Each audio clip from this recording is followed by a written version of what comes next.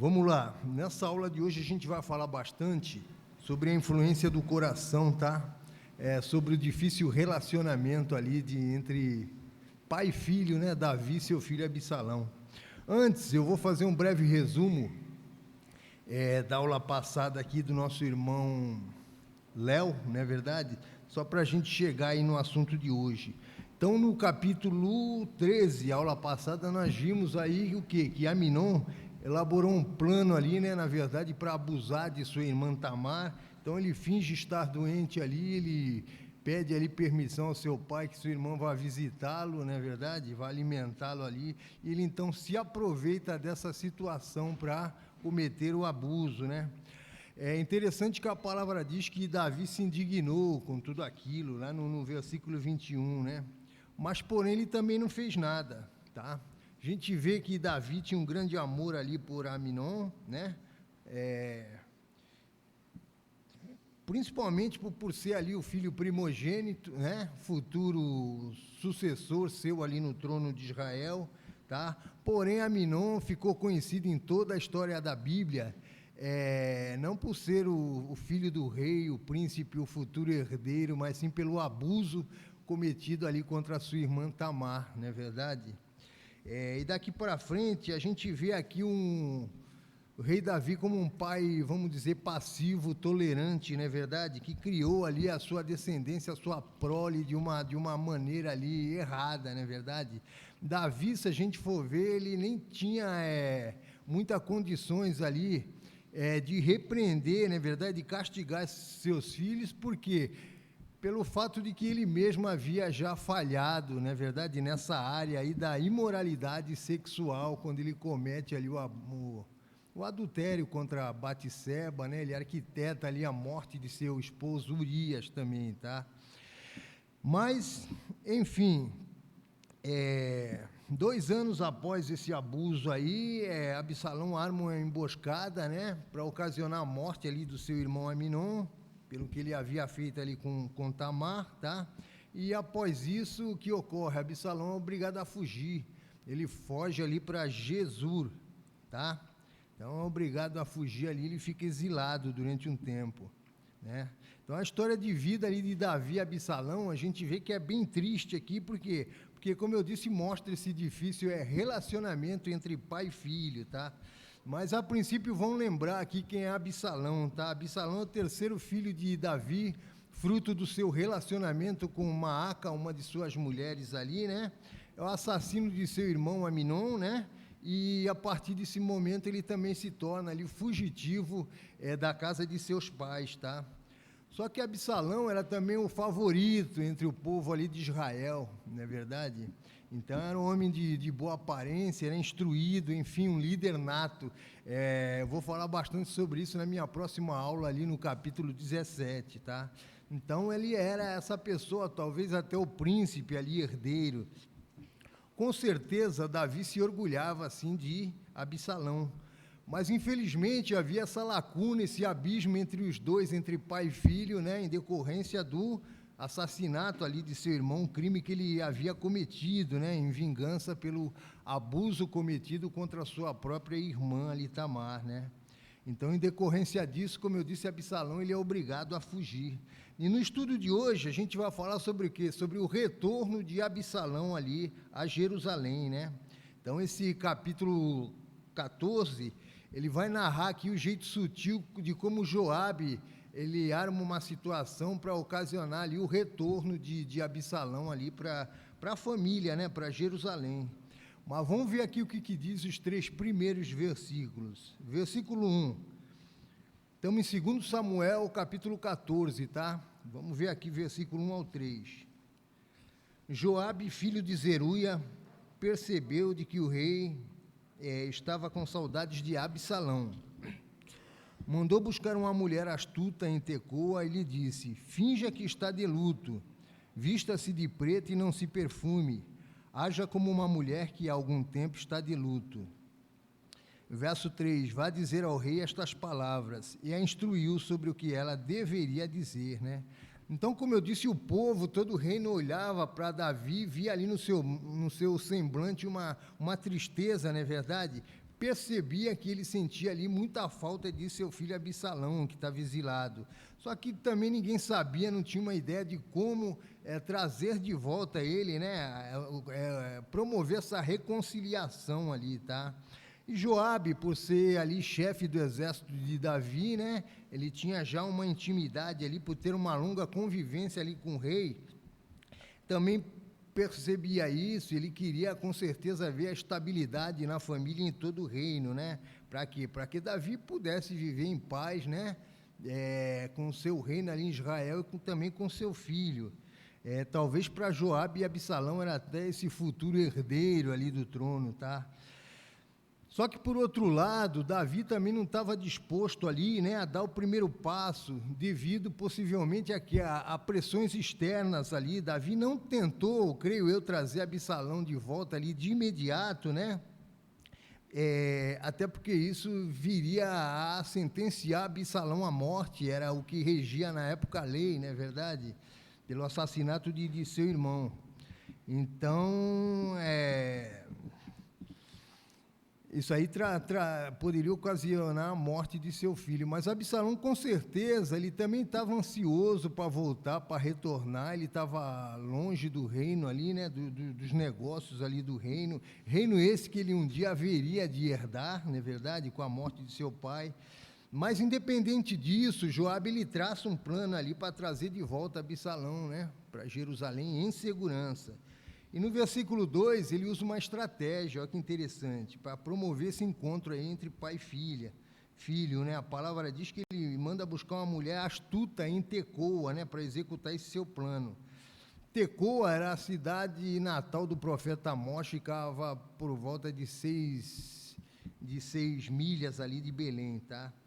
Mas, olha que interessante, o texto diz que ele mandou buscar uma mulher astuta. No original, a palavra hebraica aqui que o autor usa é shacã, né? Significa sábio, hábil, né? Instruído, enfim, uma pessoa experiente.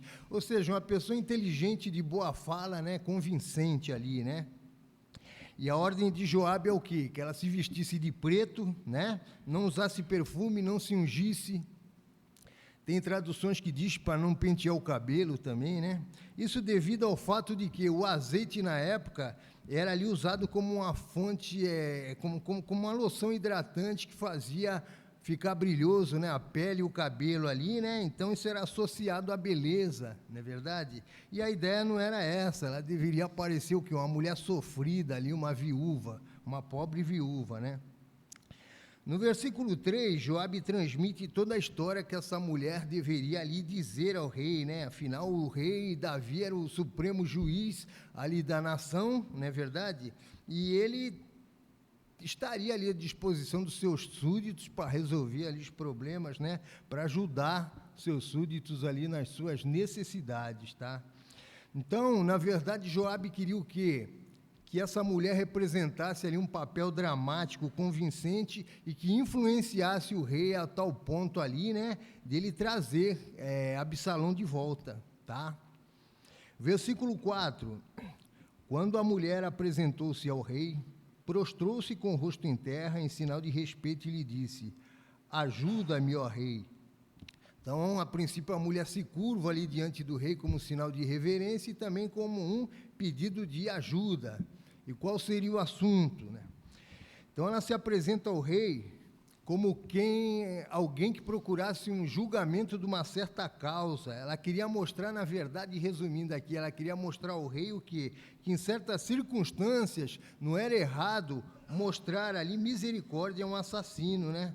E no versículo 7, ela vai usar o quê? Esse princípio aí para mostrar que o rei deveria, sim, Davi deveria promover aí esse reencontro, né? Devia permitir o retorno de seu filho ali, Absalão, a Jerusalém.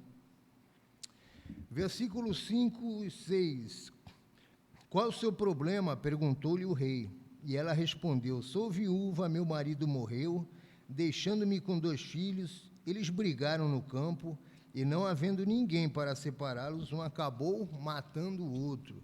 Verso 7.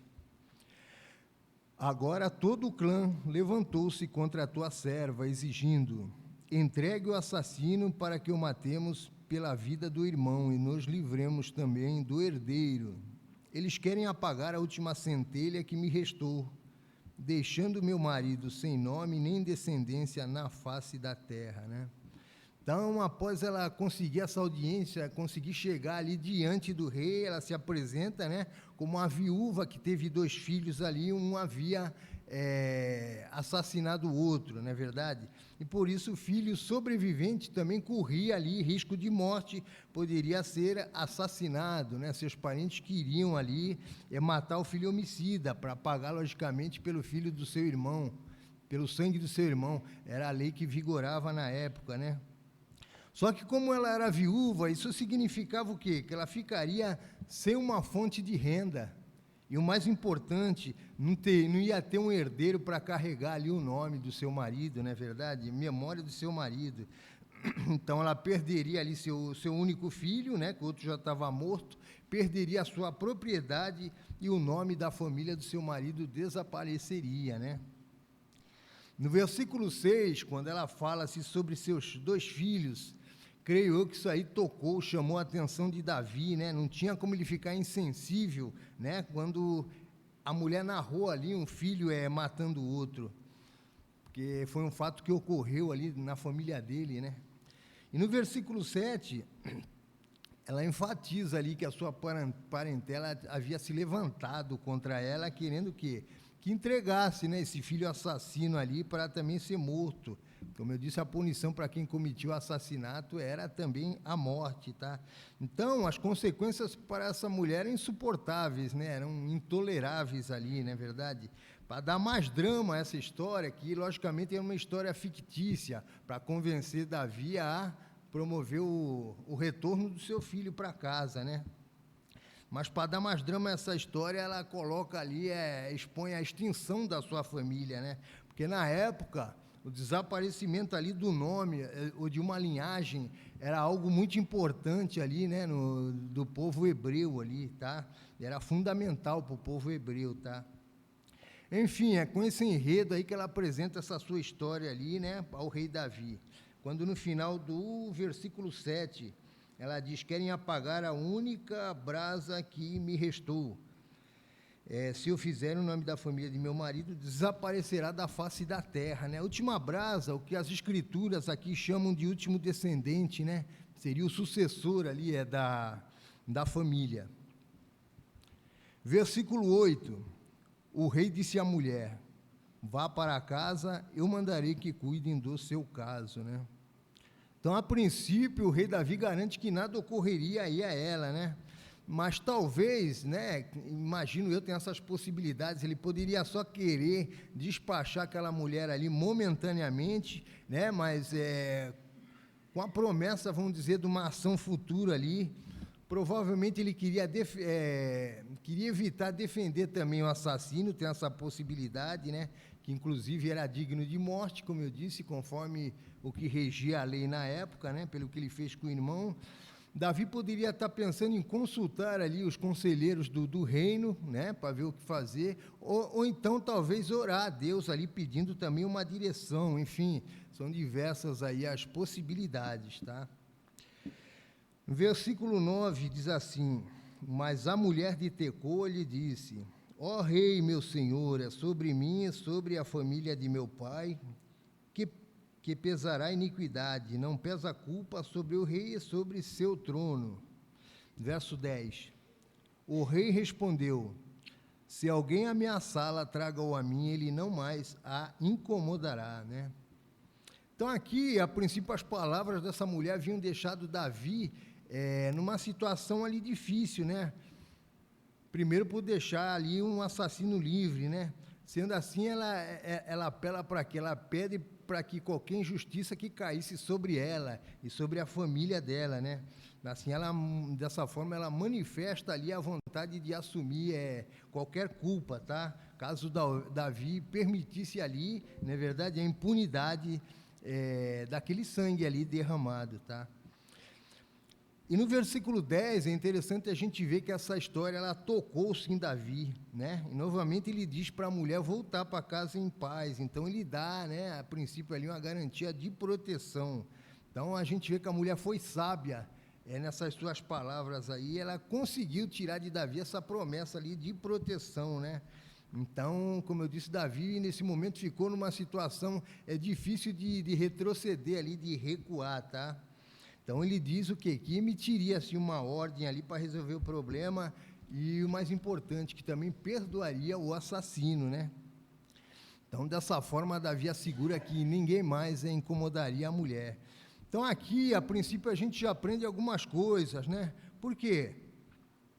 Assim como Davi, eu digo muito isso para minha esposa, às vezes as pessoas, tem muita gente que é especialista em resolver o quê? O problema dos outros, não é verdade? Problema do seu semelhante, se alguém aparece com algum problema, né, é fácil você dar uma solução. Aconteceu o quê? Foi isso, pô, você faz aquilo que vai funcionar, vai dar certo, né? Mas, infelizmente, a grande realidade, as pessoas não conseguem resolver o problema dentro, né, da sua casa, ali, do seu próprio lar. Outra coisa, é comum também se sentir misericórdia de quem está distante, né, afastado ali, se encontra longe. Mas, às vezes, a gente não consegue sentir essa mesma misericórdia com quem está próximo ali da gente, né? A gente vê que, né, nessa história aqui, Davi ouviu uma história forjada, né, uma falsa história ali, e ele agiu imediatamente ali em defesa da mulher. Quanto isso, havia, assim, um problema crônico dentro da sua própria família e ele não conseguia resolver, né? Verso 11. Ela acrescentou: peço então ao rei que, em nome do Senhor, o seu Deus, não permita que o vingador da vítima cause maior destruição matando meu outro filho. Ele disse: eu juro pelo nome do Senhor, nem um só fio de cabelo da cabeça de seu filho cairá, né? Então, aqui a mulher persiste em levar o assunto ali ao mais alto grau, né? A mais alta consideração, que seria o quê? A Deus, né? Ela leva o assunto a Deus. Então, ela insiste até que Davi assumisse um compromisso ali diante de Deus, né? Por isso que ela pede a Davi que o rei se lembre do Senhor, seu Deus, tá? Para que não matasse seu filho. Outra coisa aqui interessante, quando ela fala: não permita que o vingador da vítima cause maior destruição. Esse vingador aqui no hebraico era o resgatador ali de sangue, era um defensor dos direitos da família, né? E ele executava a vingança contra todo aquele que tivesse cometido um assassinato, né? Inclusive, no tempo de Moisés, havia sido estabelecido ali as cidades de refúgio, não é verdade? Até para amparar ali os vingadores de sangue no caso de morte acidental, né? Trazendo ali para os nossos dias, seria para se livrar ali do crime doloso, né? Enfim, Davi se comprometeu ali de tal modo, né, que não dava mais para voltar atrás na sua decisão. Verso 12, disse-lhe ainda a mulher: permite que a tua serva fale mais uma coisa ao rei, meu senhor. Fale, respondeu ele. Então, aqui Davi, a princípio, já tinha julgado a causa ali da mulher, né? Já tinha dado mais ou menos um parecer da situação, mas essa mulher, ela quebra o protocolo ali e ela insiste ali que quer falar algo mais ao rei e ele permite. Verso 13, disse então a mulher: por que terá o rei agido contra o povo de Deus? O rei está se condenando com o que acaba de dizer, pois não permitiu a volta do que foi banido, né? Aqui a mulher faz um paralelo entre a história que ela contou para Davi, a própria situação, a própria vida dele, né? Faz isso, logicamente, de uma maneira sutil, de uma maneira delicada. Ela estava diante ali do rei, né? Então, ela faz essa comparação entre essa história forjada, essa história fictícia dela ali, e que o rei acabou de julgar ali, né? E a própria situação na vida ali do rei, né? Então, com essas suas palavras, ela sugere o quê? Que Davi estava o quê? Usando 2 pesos e 2 medidas. Por que isso? Porque ele não estava disposto a dar a si mesmo o julgamento que ele deu na causa da mulher, ou seja, ele perdoou o de assassinato, o filho de uma desconhecida, mas ele não usou esse mesmo critério dentro da sua casa, da sua família com seu filho, não é verdade? Não perdoou seu filho pelo mesmo crime cometido ali. E quando ela diz por que teria agido contra o povo de Deus, é até pelo fato de Absalão, né, no momento ele era o futuro herdeiro ali do trono. Então, um crime contra ele seria um crime contra toda a nação ali de Israel. Por quê? Impedir o retorno de Absalão ali era privar o povo de ter ali consigo seu futuro rei, não é verdade? Então, o mal cometido contra Absalão seria um mal cometido contra toda ali a nação que ele viria a governar um dia, provavelmente, né? E quando ela diz não permitiu a volta de que foi banido, ela mostra que Davi era assim o responsável pelo banimento ali do seu filho, por ele estar ali no exílio, né? Até porque para o retorno de Absalão bastava um convite ali de Davi, não é verdade? Embora Absalão, se a gente for ver, ele não foi banido ali de uma forma, não foi banido formalmente, mas ele estava assim um longo tempo afastado, se encontrava ali no exílio, tá? Então, por isso aí que ela interpreta ali como uma injustiça não somente a Absalão, mas a todo o povo ali de Israel. Versículo 14. Que teremos que morrer um dia é tão certo como não se pode recolher a água que se espalhou pela terra. Mas Deus não tira a vida, ao contrário, cria meios para que o banido não permaneça afastado dele. Aqui a mulher estava se referindo ao Aminon, que havia morrido, não é verdade? E já estava morto. Então, o que ela quer dizer? Que nenhum tipo de punição contra Absalão traria novamente a volta ali, né, de Aminon. Então, ela também apela ali para a graça de Deus, ou seja, olha que interessante, Deus, logicamente, ele leva o pecado a sério, né? O pecado ali é a queda da humanidade, né? Mas a sua vontade é assim, é restaurar os banidos, os afastados ali, porque a vontade de Deus é, sim, perdoar. E ela, então, faz esse contraste com o ato de Davi, pelo fato dele não querer perdoar o seu filho, tá? Verso 15 e 16. Eu vim falar sobre isso ao rei, meu senhor, porque o povo me ameaçou. Tua serva pensou que, se falasse com o rei, talvez ele atendesse ao seu pedido e concordasse em livrar a tua serva das mãos do homem que está tentando eliminar tanto a mim como a meu filho da herança que Deus nos deu, né? Então, ao Davi julgar a causa daquela mulher ali favorável, ela aproveita, né, essa oportunidade, essa deixa aí para quê?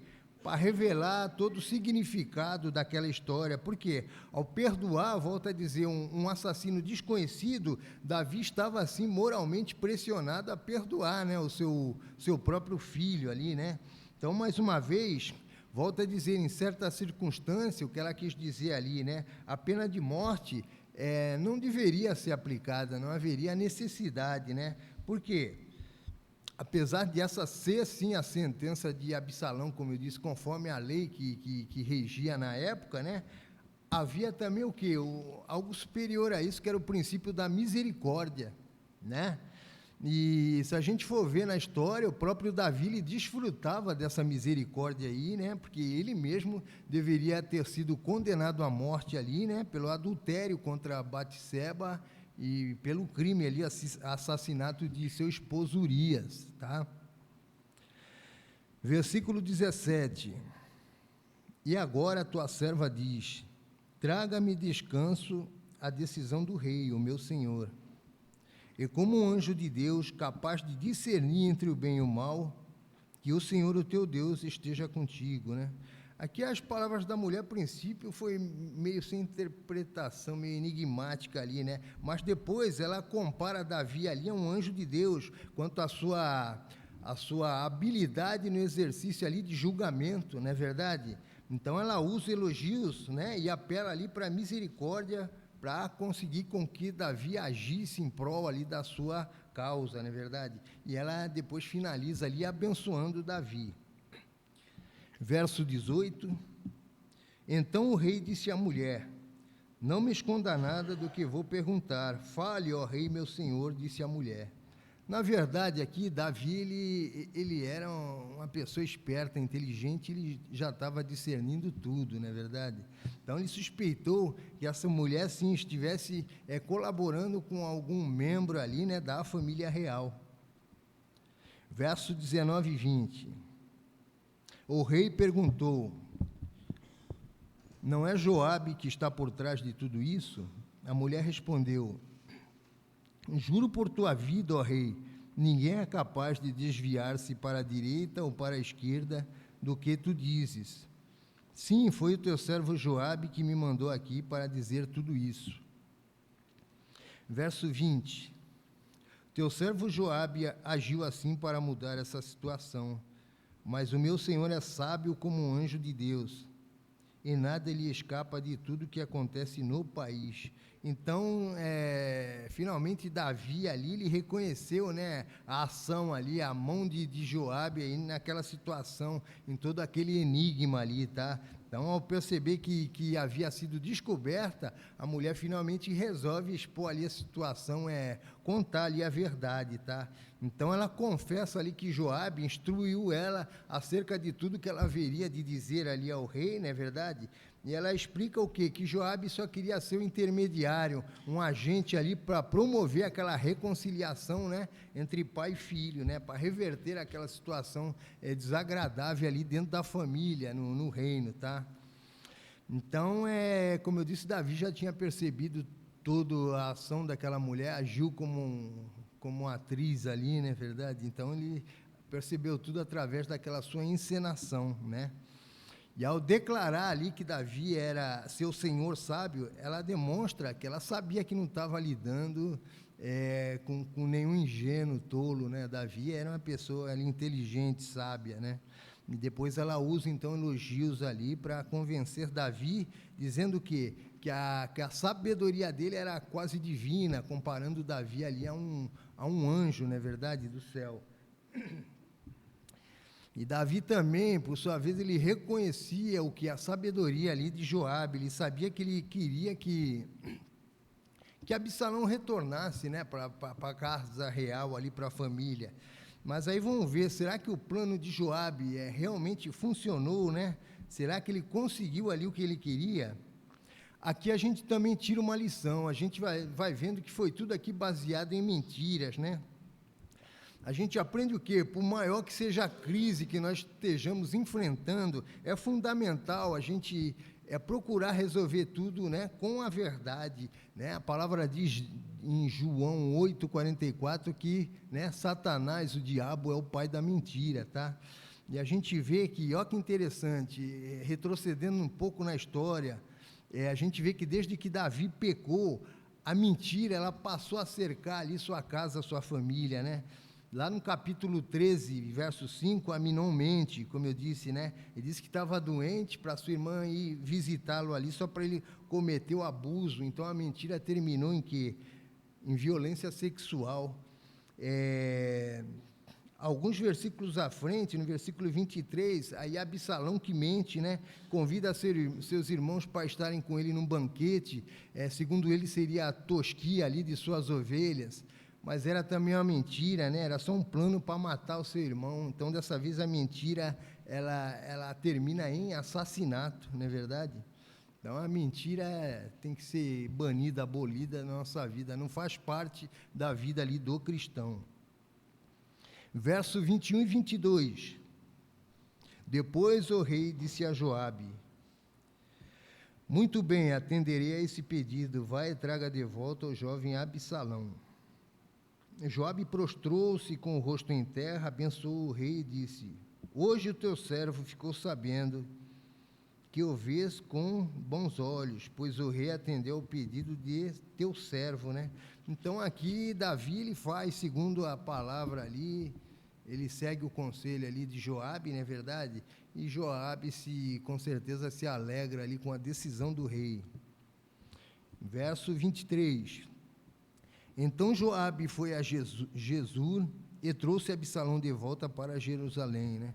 Aqui a gente vê outra coisa, a indisposição de Davi em pessoalmente buscar ali o seu filho, né? talvez reflita nessa sua relutância em perdoar ali o seu filho, em perdoar Absalão, né? Jesur ficava ali ao norte do Mar da Galileia, né? Era governada por Talmai, que era avô era pai de Maaca, né? Na verdade, era avô de Absalão, tá? Verso 24, mas o rei disse, ele irá para a casa dele e não virá à minha presença. Assim Absalão foi para a sua casa e não compareceu mais à presença do rei. Então, olha que interessante, o rei permite que ele volte, né? Que Absalão retorne, mas que ele vá para a casa dele, né? O que diz a palavra. Então, Davi se recusou a se encontrar com seu filho Absalão ali de imediato, né? Ou seja, permitiu o retorno do filho, mas, na verdade, não queria vê-lo, né? Então, vamos dizer assim, esse perdão, essa decisão incompleta, não é verdade, de Davi, só serviu para quê? Para gerar mais atrito, né? Mais tensão nesse relacionamento ali entre pai e filho. Porque Davi não quis ver e nem permitiu, né? Que ele viesse ali ao palácio, tá? Davi também podia achar o quê? Que uma reconciliação imediata ali levaria o quê? O povo a pensar que Davi não deu tanta importância por esse crime ali do seu filho, não é verdade? Só que com essa atitude, Davi ele demonstra que ele não havia perdoado de coração mesmo seu filho, né? Talvez nem considerasse como uma pessoa adequada para sucedê-lo ali no trono. E se a gente for ver, psicologicamente falando, um meio perdão, não é verdade? Ele é pior do que não perdoar. Se é que existe um meio perdão, na verdade não existe, né? Você ou perdoa ou não perdoa, não dá para ficar no meio do caminho, né? E a consequência disso aí vai ser a futura rebelião de Absalão aí contra o reino de Davi, tá? Aqui a gente também aprende uma lição aqui interessante. Antes, Absalão estava, vamos dizer, geograficamente, fisicamente distante de seu pai Davi. Agora ele estava próximo. Porém, essa distância ali emocional, ela permaneceu, ela continuou, não é verdade? Como se diz, ele estava ali, mas era como que se não estivesse, né? E a gente vê, trazendo para os nossos dias, é comum a gente ver, hoje em dia isso ocorre muito, pais que estão fisicamente ali perto dos seus filhos, mas emocionalmente estão muito distantes. É comum a gente ver dentro de um lar, às vezes o pai e filho passam um pelo outro, é como se fosse um móvel ali, uma cadeira, não é verdade?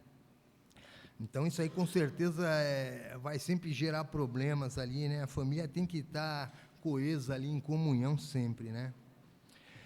Versículo 25 e 26. Em todo Israel não havia homem tão elogiado por sua beleza como Absalão. Da cabeça aos pés não havia nele nenhum defeito. Sempre que o cabelo lhe ficava pesado, ele o cortava e o pesava. Eram 2,4 kg, segundo o padrão do rei. Olha que interessante. O ser humano, ele tem essa tendência aí de celebrar a beleza, né? Todo mundo gosta do que é bonito, do que é belo.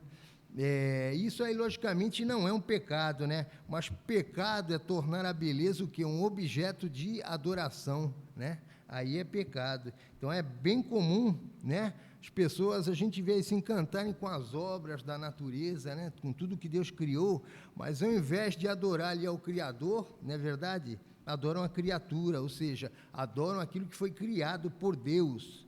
Outra coisa, tem gente também que se envolve muitas vezes num relacionamento ali amoroso, né? Mas na verdade é nocivo. As pessoas suportam todo tipo de agressão, né? Física, emocional, tudo isso por quê? Porque foram ali enfeitiçados, não é verdade? Hipnotizados pela beleza ali do seu companheiro ou companheira, isso serve aí para homem ou para mulher, né? Mais uma coisa, existem pais que deixam-se levar pela beleza dos filhos e desde a infância instruem ali o seu filho a trilhar um caminho ali de vaidade. Mas a gente tem que entender que perante Deus nós somos todos iguais, somos joias ali diante de Deus, não é verdade? E a maior beleza diante de Deus é o quê? É um coração puro. A gente vê através da palavra que Absalão era um homem totalmente belo, perfeito, né? Da cabeça aos pés ali. Mas ele era perfeito de que forma? Só no seu exterior. Quanto ao seu interior, ao seu coração, a gente já não pode dizer a mesma coisa. E ao que diz Jeremias 17:11, enganoso é o coração mais do que qualquer coisa, e desesperadamente corrupto. Quem é capaz de compreendê-lo? Então, possuir beleza, influência, né, força, talento, nada disso vai garantir o quê? O verdadeiro ali é sucesso, né? Absalão tinha tudo isso, mas a gente vê através da história que ele morreu jovem e sem deixar um bom legado para as futuras gerações, não é verdade? Então a gente entende, aprende o quê? Que mimar demasiadamente ali os filhos é dar brecha para o pecado entrar dentro da nossa própria casa, do nosso lar, né? Um pai que age dessa forma, fatalmente um dia ele vai ser sim humilhado ali pelo seu próprio filho. É comum a gente ver isso aí hoje, né? Então a ausência de disciplina gera filhos ali fracos, né? Indecisos, filhos sem maturidade, tá? A gente vê isso aí em Absalão, olha só, a sua mágoa, né, que era o quê? A ausência do perdão, a sua fuga, foi a ausência do diálogo ali com seu próprio pai, e a conspiração, não é verdade, que foi contra o seu próprio pai, que foi a ausência de lealdade, né, com Davi, tá? Então, volto a dizer, a beleza física, ela não garante nada ali, porque enquanto o mundo celebra a beleza exterior, né, a aparência ali, Deus exalta o quê? A beleza interior. Essa é a beleza verdadeira que chama a atenção de Deus, né? A gente vê que depois que o pecado entrou no mundo, o povo, né, o mundo se corrompeu ali, todos nós fomos privados ali, né, da face de Deus. Só que em Gênesis 3,15, olha que interessante, um descendente foi prometido, e depois lá em Isaías 9,6, uma profecia foi dada, a passagem conhecida que diz, porque um menino nos nasceu, um filho nos foi dado, e o governo está sobre os seus ombros, e ele será chamado Maravilhoso, Conselheiro, Deus Poderoso, Pai Eterno e Príncipe da Paz, tá? A gente vê o que interessante, ao contrário ali da formosura, da beleza de Absalão, Isaías 53:2, olha o que ele diz, ele não tinha qualquer beleza ou majestade que nos atraísse, nada em sua aparência para que o desejássemos. Aqui falando de quem? De Jesus, não é verdade? Então, Absalão não tinha nenhum defeito físico, mas Jesus não tinha nenhum defeito no seu caráter. Absalão, ele mata seu irmão ali por pura vingança, e Cristo morreu, né, para que todos nós tivéssemos vida e vida em abundância, tá? No versículo 26 diz aqui que o cabelo de Absalão pesava 200 ciclos, né? Cerca de 2,5 kg. Segundo Flávio, o historiador Flávio Joséfo, os judeus, hebreus, né, costumavam untar seu cabelo com óleo e jogava ouro em pó para que ficasse reluzente ali no sol, né, pudesse refletir, para realçar a beleza, né? Versículo 27. Ele teve 3 filhos, falando de Absalão, né, e uma filha chamada Tamar, que se tornou uma linda mulher. Então, além desses 3 filhos, Absalão teve uma filha, deu o nome ali de Tamar, creio eu, que foi o modo que ele achou de homenagear ali a sua irmã, não é verdade? Então, outra coisa, aparentemente, os filhos de Absalão, eles acho que morrem antes dele, né?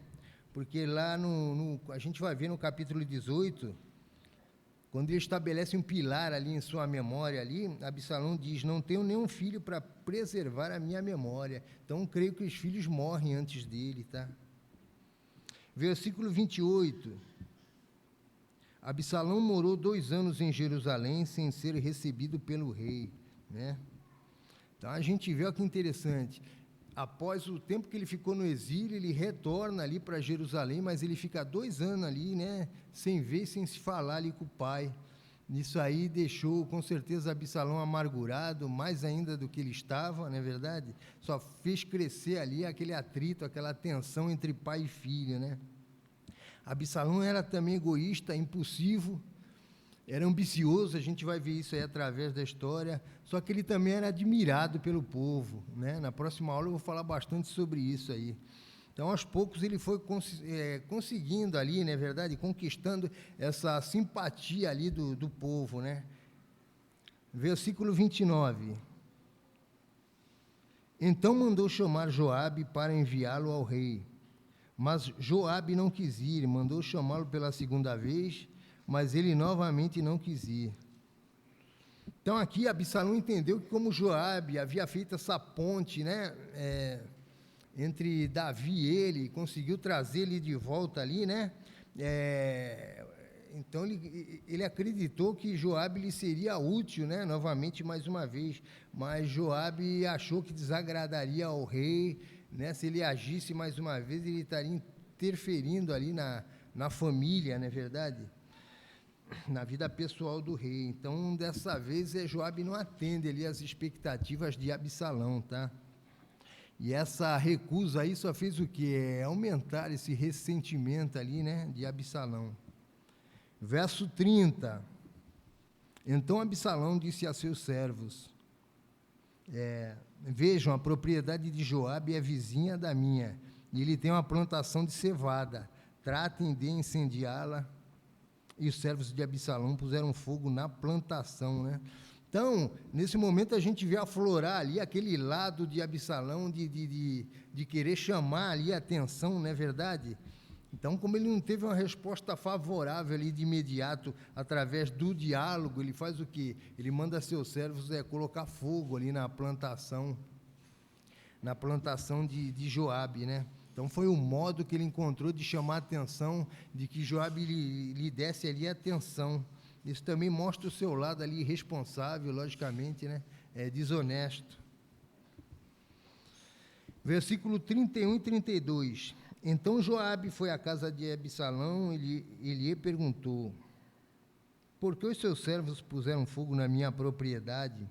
Absalão respondeu, mandei chamá-lo para enviá-lo ao rei com a seguinte mensagem, porque voltei de Jesur, melhor seria que eu lá permanecesse, quero ser recebido pelo rei, e se eu for culpado de alguma coisa, que ele mande me matar, né?